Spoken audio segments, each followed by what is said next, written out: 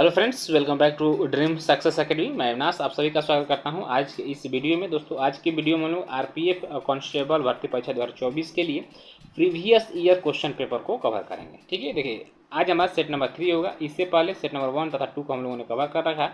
यदि आप लोगों ने उस वीडियो को नहीं देखा हो तो प्लीज़ आप जो है वीडियो वाले सेक्शन में जाइए। ठीक है, वहाँ से जो है आपको सारे वीडियो मिल जाएंगे, जहाँ से आप इससे चेकआउट कर अपने जो है तैयारी को इंक्रीज कर सकते हैं। ठीक है, तो चलिए स्टार्ट करते हैं आज का सेशन। यदि चैनल में पहली बार तो चैनल को सब्सक्राइब करके बेल आइकन को प्रेस कर लीजिए, ताकि इसी तरह का वीडियो जो है आपको डेली बेसिस पर मिलता रहे। 18 जनवरी 2019 को जो एग्जाम हुआ था आरपीएफ कांस्टेबल का, उसके तृतीय पाली का क्वेश्चन पेपर है। ठीक है, चलिए क्वेश्चन नंबर 1 देखते हैं। हम थोड़ा जूम आउट कर लेते हैं ताकि आपको जो स्पष्ट दिखाई दे। और एक बार जो आपसे रिक्वेस्ट है कि आप जो सेशन को लाइक कर दीजिए। और क्वेश्चन में देखिए 1 है, कोणार्क का जो सूर्य मंदिर है, सूर्य मंदिर स्थित है कहाँ? कोणार्क सूर्य मंदिर जो है ये आपको उड़ीसा में स्थित है। ठीक है, कोणार्क के मंदिर को हम लोग ब्लैक पैगोडा के नाम से भी जानते हैं। याद रखिए क्या, ब्लैक पैगोडा। ठीक है, ब्लैक पैगोडा के नाम से भी इसे जाना जाता है। इसे गंग वंश के शासकों ने, याद रखिए किस वंश से, गंग वंश के शासकों के द्वारा बनाया गया था। गंग वंश के शासकों के द्वारा बनवाया गया था। और वह शासक कौन था, यह क्वेश्चन आपसे पूछ सकता है। याद रखिए नरसिंह देव प्रथम ने कोणार्क मंदिर बनवाया था। ठीक है, चलिए नेक्स्ट क्वेश्चन है कि अमृतसर में प्रसिद्ध स्वर्ण मंदिर निम्नलिखित में से किस सिख गुरु द्वारा पूरा किया गया था? देखिए यह जो पूरा किया गया था, यह गुरु अर्जुन देव के द्वारा पूरा किया गया था। ठीक है, गुरु अर्जुन देव सिखों के 5वें गुरु थे, याद रखिएगा। और इन्होंने आदि ग्रंथ की रचना किया है। किसका आदि ग्रंथ की रचना किया था, यह भी क्वेश्चन आपसे पूछ सकता है। ठीक है, सिख संप्रदाय के जो संस्थापक थे, ठीक है, वह आपको गुरु नानक थे। गुरु नानक के भाई थे गुरु अंगद, जिन्होंने गुरुमुखी लिपि का आविष्कार किया, जिन्हें प्यार से लहना के नाम से भी जाना जाता है। और गुरु गोविंद सिंह जो थे, यह सिखों के 10वें गुरु तथा अंतिम गुरु भी थे। ठीक है, चलिए इसके बाद सिख संप्रदाय में जो गुरु पद था, आदि ग्रंथ को ही गुरु पद मान दिया गया और गुरु की जो परंपरा थी उसको समाप्त कर दिया गया। ठीक है, चलिए क्वेश्चन नंबर 3 है कि एटीएम गैस द्वारा उपयोग किए जाने वाले गैस को मापने की इकाई, यानी एटीएम जो है यह गैस द्वारा उपयोग किए जाने वाले दबाव को मापने की इकाई है। ऑप्शन नंबर ए इधर राइट आंसर हो जाएगा आपका। ठीक है, तापमान को हम लोग सेंटीग्रेड या केल्विन या फारेनहाइट में मापते हैं। नेक्स्ट क्वेश्चन देखिएगा कि कलमकारी चित्रकला का मुख्य केंद्र है, कलमकारी चित्रकला का। ठीक है, देखिए कलमकारी चित्रकला आंध्र प्रदेश के जो है यह मुख्य केंद्र है। यहीं पर यदि चिकनकारी आपसे कह दे, चिकनकारी, ठीक है, तो चिकनकारी जो चित्रकला है यह आपको लखनऊ उत्तर प्रदेश में प्रसिद्ध है। कहाँ? लखनऊ उत्तर प्रदेश में प्रसिद्ध है। ठीक है, चलिए नेक्स्ट क्वेश्चन है कि पानी के, ठीक है, गैस बनाने के लिए 2 हाइड्रोजन अणु ऑक्सीजन के एक अणु से मिलते हैं। ठीक है, तो यह जो है पानी के 2 अणु बनाने के लिए 2 हाइड्रोजन अणु और 1 ऑक्सीजन अणु मिलते हैं। ठीक है, चलिए ऑप्शन नंबर सी इधर राइट आंसर हो जाएगा। नेक्स्ट क्वेश्चन है, नर्मदा सागर परियोजना निम्नलिखित में से किस राज्य में स्थित है? तो नर्मदा सागर परियोजना ये आपको गुजरात में स्थित है। कहाँ? गुजरात में स्थित है। ठीक है, और सरदार सरोवर बांध परियोजना भी आपको गुजरात में है। यह विश्व का दूसरा सबसे बड़ा कंक्रीट बांध यदि कहे तो फिर आपका नर्मदा सागर या सरदार सरोवर बांध परियोजना है। ठीक है, जो कि नर्मदा नदी पर गुजरात में स्थित है। नेक्स्ट क्वेश्चन है, सदाबहार शंकुधारी वृक्ष जो होते हैं वह मुख्य रूप से किस जीवों में पाए जाते हैं? सदाबहार शंकुधारी जो वृक्ष होते हैं ये आपको वन जीवों में पाए जाते हैं, यानी वन के अंतर्गत ये आते हैं। नेक्स्ट क्वेश्चन है, क्वेश्चन नंबर आपका 8 है कि भारत का पहला वायसराय कौन था? देखिए भारत का जो पहला वायसराय था यह आपको लॉर्ड कैनिंग था। ठीक है, इससे पहले भारत का गवर्नर जनरल हुआ करते थे, तो भारत का अंतिम गवर्नर जनरल था आपको लॉर्ड कैनिंग था। ठीक है, क्योंकि सन 1858 ईस्वी में जो है जो भारत का गवर्नर जनरल का पद था इसको समाप्त कर दिया गया और इसके जगह पे वायसराय का पद को सृजित किया गया। तो यह अंतिम गवर्नर जनरल था और प्रथम वायसराय था।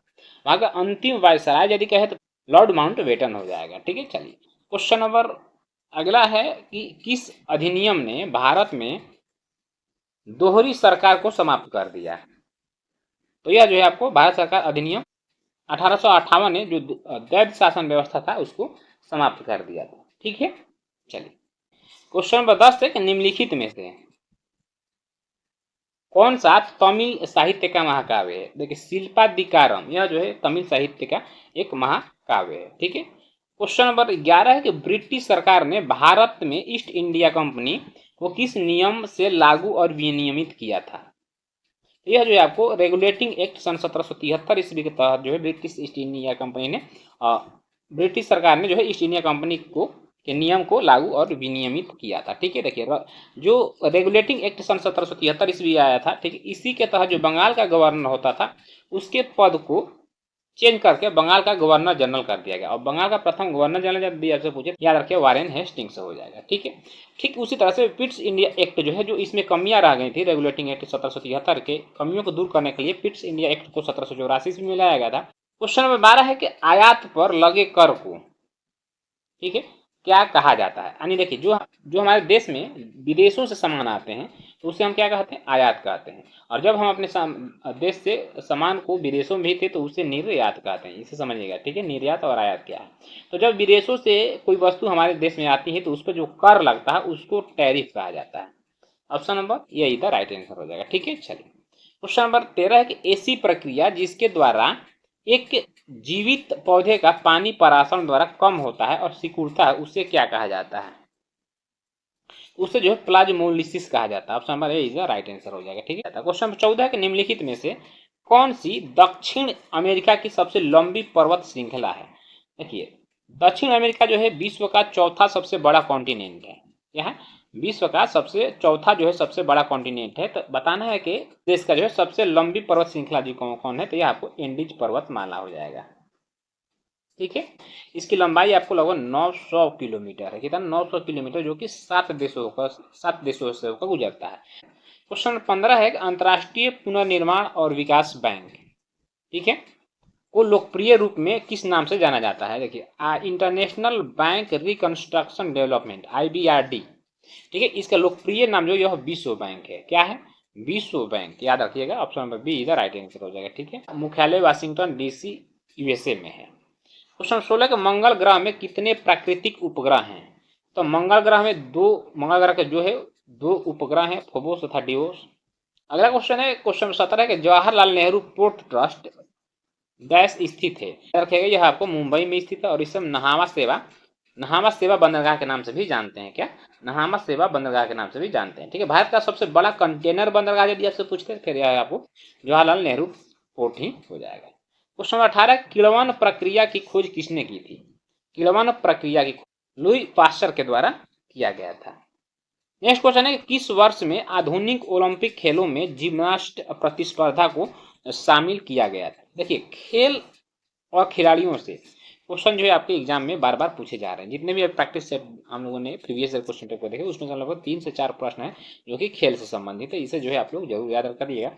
तो 19 का आंसर हो जाएगा। सन 1896 ईस्वी में जो है आपको जिम्नास्ट प्रतिस्पर्धा को शामिल किया गया था। क्वेश्चन नंबर 20 है कि निम्नलिखित में से कौन सा कार्य वाणिज्यिक बैंकों के मुख्य कार्यों के अंतर्गत आता है? जो वाणिज्यिक बैंक होता है जैसे कि आपको SBI हो गया, ठीक है, यूको बैंक हो गया, पंजाब नेशनल बैंक हो गया, ये सब जो बैंक है इसको वाणिज्यिक बैंक कहते हैं। इसका मुख्य कार्य क्या बताना आपको? तो इसका जो मुख्य कार्य है यह है कि पैसे को जमा करना तथा ऋण देना, तो जमा स्वीकार करना। ठीक है। ऑप्शन नंबर डी इधर राइट आंसर हो जाएगा। जमा स्वीकार करना और ऋण देना यह जो है वाणिज्यिक बैंकों का मुख्य कार्य है।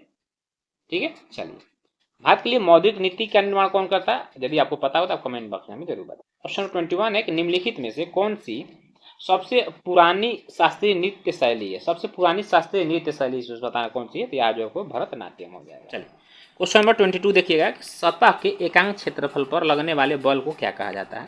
तो इसे हम लोग दबाव के नाम से जानते हैं, यानी दबाव कहा जाता है। ठीक है। दाब का SI मात्रा कभी कभी पूछ देगा आपसे, न्यूटन पर मीटर स्क्वायर होता है। नेक्स्ट क्वेश्चन है कि क्षेत्रफल के मामले में डैश दुनिया का सबसे बड़ा देश कौन सा है? दुनिया का जो सबसे बड़ा देश है आपको रसिया यानी रूस है। ठीक है। दूसरे नंबर पे आपको USA आता है, तीसरे नंबर पे आपको चाइना आता है। अगला क्वेश्चन देखिएगा कि जल निकायों में मेढकों द्वारा थायरॉक्सिन हार्मोन के उत्पादन के लिए निम्नलिखित में से किसकी आवश्यकता होती है?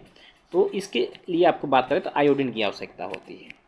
अगला क्वेश्चन है कि भारत में बायोस्फीयर रिजर्व निम्नलिखित में से कौन सा है, आपको बताना कि इनमें से कौन सा है जो है जो बायोस्फीयर रिजर्व है। तो ये आपको सुंदरवन डेल्टा जो है, सुंदरवन या बायोस्फीयर रिजर्व है। ठीक है, यह जो है अपने मैंग्रोव वनों के लिए तथा बंगाल टाइगर के लिए काफ़ी प्रसिद्ध है। ठीक है, यदि हम पूर्वी घाट और पश्चिमी घाट की बात करें तो यह जो है अपनी जैव विविधता के लिए प्रसिद्ध है। इस क्षेत्र को पूर्वी घाट के नाम से जानते हैं और इस वाले क्षेत्र को जो है पश्चिमी घाट के नाम से जानते हैं।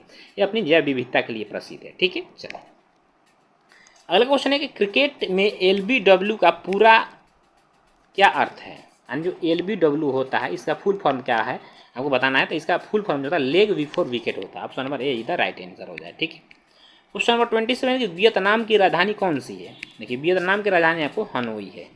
उपकरण पोमेल हॉर्स किस खेल से जुड़ा हुआ है।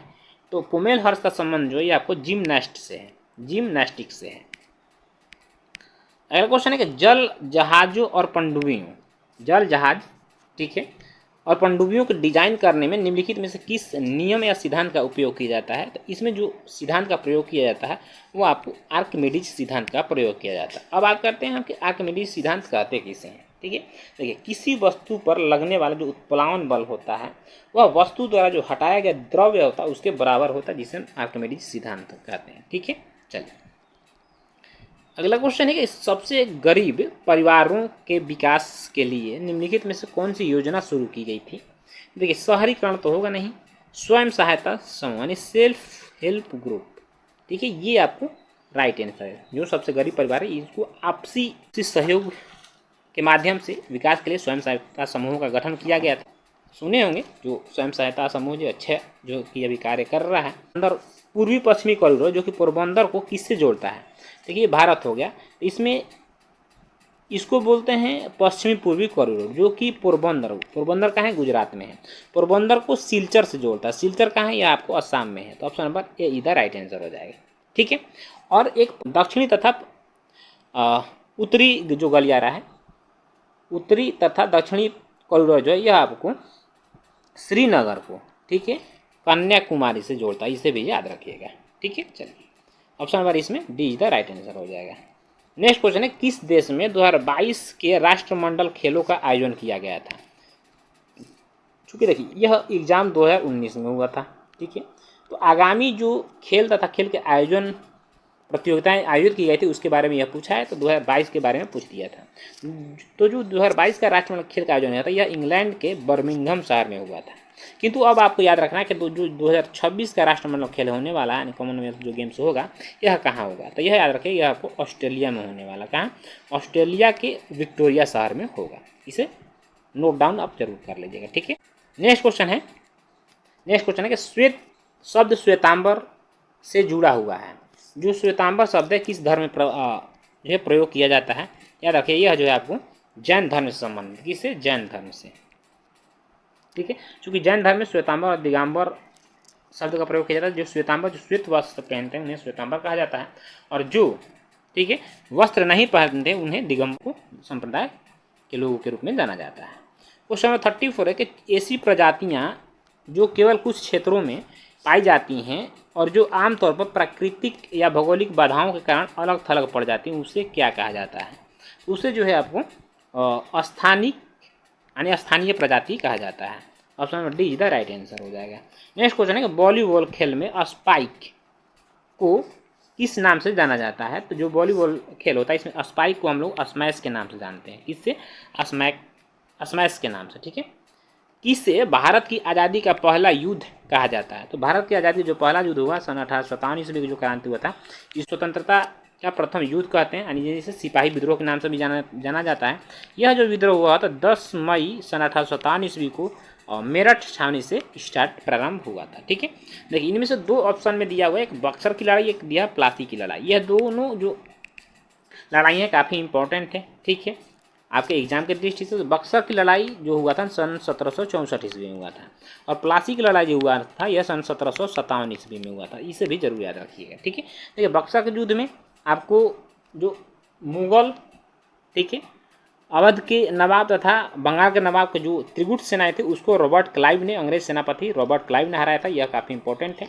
और 1757 के जो प्लासी का युद्ध हुआ था इसमें रॉबर्ट क्लाइव ने सिराजुद्दौला को पराजित किया था।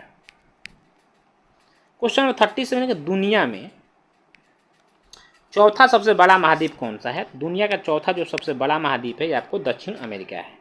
कौन सा? दक्षिण अमेरिका। प्रथम कौन सा है? दुनिया का सबसे बड़ा महादेश यह एशिया महादेश है। ठीक है। नेक्स्ट क्वेश्चन है कि बंगाल के पहले गवर्नर जनरल के रूप में किसे नियुक्त किया गया था? देखिए, बंगाल के गवर्नर जनरल कहा जाता है। यदि बंगाल का गवर्नर जनरल पूछ रहा है यहाँ पे तो फिर हो जाएगा आपका वारेन हेस्टिंग्स। बंगाल का प्रथम गवर्नर जनरल जो था ये आपको वारेन हेस्टिंग्स था। ठीक है, जो कि सन 1773 ईस्वी के रेगुलेटिंग एक्ट के तहत बना हुआ था। ठीक है।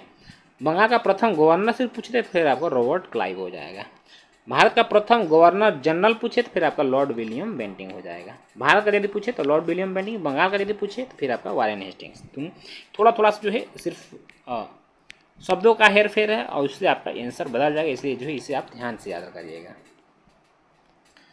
क्वेश्चन नंबर 39 है कि प्रत्येक संसदीय बैठक का जो पहला घंटा होता है निम्नलिखित में से किसके लिए रखा जाता है?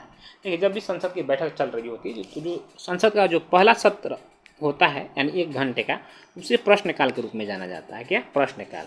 और प्रश्नकाल का जो टाइमिंग है सुबह के 11 बजे से लेकर 12 बजे तक का है। और इस समय जो संसद का कोई भी सदस्य जो होता है, मंत्री जो होते हैं, उनसे क्या कर सकता है? प्रश्न लिखित या मौखिक रूप से पूछ सकता है। ठीक है। इसके बाद का जो घंटा होता है वह शून्यकाल के रूप में जाना जाता है। क्वेश्चन नंबर 40 का सन 1765 से पहले ब्रिटिश ईस्ट इंडिया कंपनी के पास एकमात्र कौन सा अधिकार था? देखिए, 1764 ईस्वी में आपको बक्सर का लड़ाई होता है और जिसमें कि त्रिगुट सेनाओं को हराने के बाद जो है एक संधि होती है, इलाहाबाद की संधि। ठीक है, जो कि सन 1765 ईस्वी में होती है। इसके तहत जो ब्रिटिश ईस्ट इंडिया कंपनी था इसने बंगाल, बिहार तथा उड़ीसा के दीवानी अपने अंतर्गत ले लेता है, किंतु इससे पहले उसके पास सिर्फ व्यापार का एकमात्र अधिकार था। Option number see the right answer हो जाएगा। ठीक। क्वेश्चन नंबर 40 का भारत का संविधान कब लागू हुआ? कि भारत का संविधान कब लागू हुआ? तो यह 26 जनवरी 1950 ईस्वी को लागू हुआ था। ठीक है। क्वेश्चन नंबर आपका 42 है कि केंद्रीय लोक सेवा आयोग की स्थापना किस वर्ष हुई थी? केंद्रीय लोक सेवा आयोग की स्थापना जो सन 1926 ईस्वी में हुआ था। किस अधिनियम के तहत? देखिए, लोक सेवा आयोग का जो स्थापना हुआ था यह भारत सरकार अधिनियम सन 1919 के तहत हुआ था। कब हुआ था? 1926 में हुआ था। किंतु संघीय लोक सेवा आयोग की स्थापना की बात करें तो संघीय लोक सेवा आयोग की स्थापना सन 1935 ईस्वी में हुआ था। भारत सरकार अधिनियम सन 1935 के तहत हुआ था और स्वतंत्रता प्राप्ति के बाद जो है इसी के नाम संघ लोक सेवा आयोग यानी यूपीएससी रख दिया गया। ठीक है, इसे याद रखें। तो यदि यूपीएससी कहें तो फिर भारत सरकार अधिनियम सन 1935 हो जाएगा और केंद्रीय संघ लोक सेवा आयोग कहे तो फिर आपको 99 हो जाएगा। नेक्स्ट क्वेश्चन है कि गेलोरा बुंग कर्णो, जिसे हम जीवेके स्टेडियम के रूप में भी जानते हैं, कहाँ स्थित है? याद रखिए, यह जो है आपको इंडोनेशिया में स्थित है। ठीक है। देखिए, इसका निर्माण सन 1960 ईस्वी में किया गया था। क्यों किया गया था? क्योंकि 1962 ईस्वी में जो है एशियाई खेलों का आयोजन होने वाला था, इसीलिए इसका निर्माण किया गया था। ठीक है। अगला क्वेश्चन है कि निम्नलिखित में से कौन सा एक लोकप्रिय पॉलिएस्टर है जिसका उपयोग बोतल और बर्तन बनाने के लिए किया जाता है? तो लोकप्रिय यदि हम पॉलिएस्टर की बात करें तो इनमें से हो जाएगा ये पॉलीएथिलीन टेरेफ्थैलेट। ठीक है, पॉलीएथिलीन टेरेफ्थैलेट जो है एक लोकप्रिय पॉलीस्टीरीन है जिसका प्रयोग बोतलों का निर्माण में किया जाता है। क्वेश्चन 45 है कि निम्नलिखित में से किसको सार्वजनिक सामान कहा जाता है, यानी पब्लिक गुड्स कहा जाता है? तो इसमें से कार, वस्त्र, खाद्य सामग्री, राष्ट्रीय रक्षा। राष्ट्रीय जो रक्षा है यह क्या है? पब्लिक गुड्स यानी सार्वजनिक सामान है। ठीक है, यानी कि जो राष्ट्रीय संपत्तियां उसको रक्षा करना सभी लोगों की जो है जिम्मेदारी है। ठीक है, जैसे आपका हवा हो गया, यह भी आपको क्या है? पब्लिक गुड्स है। 46 कि किस वर्ष में पिट का भारत अधिनियम पिट्स इंडिया एक्ट पारित किया गया था? जैसे हम लोगों ने पहले बात की, सन 1784 ईस्वी का जो था इसे पिट्स इंडिया एक्ट के नाम से भी जाना जाता है। ठीक है, इसी के बाद जो दोहरी शासन व्यवस्था को सर्वप्रथम लागू किया गया था भारत में। क्वेश्चन 47 है कि निम्नलिखित में से किस लिपि में पंजाबी भाषा लिखी जाती है? तो यह आपको गुरुमुखी लिपि में लिखी जाती है। क्वेश्चन नंबर 48 है कालबेलिया डैश किस राज्य से यूनेस्को की अमूर्त सांस्कृतिक विरासत है? यानी कालबेलिया जो है किस राज्य की लोक नृत्य है? तो याद रखिए, आपको राजस्थान का एक बेहद जो है प्रसिद्ध लोक नृत्य है जिसे कि यूनेस्को ने अपने अमूर्त सांस्कृतिक विरासत में शामिल किया। क्वेश्चन नंबर 14 यानी कि निम्नलिखित मुगल शासकों में से किसने दिन पनाह नामक शहर की नींव रखी लेकिन वह इसे पूरा नहीं कर सका। देखिए दिन पनाह नामक शहर के जो नींव रखा था यह हुमायूं के द्वारा रखा गया था। ऑप्शन नंबर ए इधर राइट आंसर हो जाएगा। ठीक है, क्वेश्चन नंबर 50 है और यह अंतिम है जीके के प्रश्नों का। हड़प्पा वासियों द्वारा निम्नलिखित में से किस भवन निर्माण सामग्री का उपयोग किया गया था, यानी भवन निर्माण में किस का प्रयोग किया गया था। इसमें जो तप्त मिट्टी की ईंटें यानी कि पक्की ईंटों का प्रयोग किया गया था हड़प्पा वासियों के द्वारा, जो कि आज भी आपको देखने को मिलता है। ठीक है, जो हड़प्पा सभ्यता थी एक विकसित सभ्यता थी जो कि सन 1921 ईस्वी में खोजी गई थी और जो प्रथम स्थल था वह हड़प्पा था जिसे दयाराम साहनी के द्वारा खोजा गया था। ठीक है, तो दोस्तों आज का सेशन जो है आज यहीं समाप्त होता है। बाकी के जो है प्रश्न है आपको मैथ और रीजनिंग के प्रश्न है 35 यानी 70 प्रश्न, जिसके लिए जो मैं आपको इसका पीडीएफ जो है टेलीग्राम चैनल पर शेयर कर दूंगा। यदि आप लोगों से नहीं बनेगा तो पीडीएफ के सॉल्यूशन के माध्यम से आप इसे बना लीजिएगा। ठीक है, और आज इन 50 जो जीके जीएस के प्रश्न थे 50 में आप लोगों ने कितने जो है प्रश्न सही किए आप कमेंट करके हमें जरूर बताएं। ठीक है, तो आज का सेशन आपको कैसा लगा कमेंट करके जरूर बताइएगा। अच्छा लगा तो अपने दोस्तों में भी शेयर करिएगा और यदि चैनल पर पहली बार है तो चैनल को सब्सक्राइब करके बेल आइकन को जरूर प्रेस करें ताकि इस तरह का वीडियो आपको डेली बेसिस में मिलता रहे। चलिए मिलेंगे फिर इसके नेक्स्ट एपिसोड में। जय हिंद, वंदे मातरम।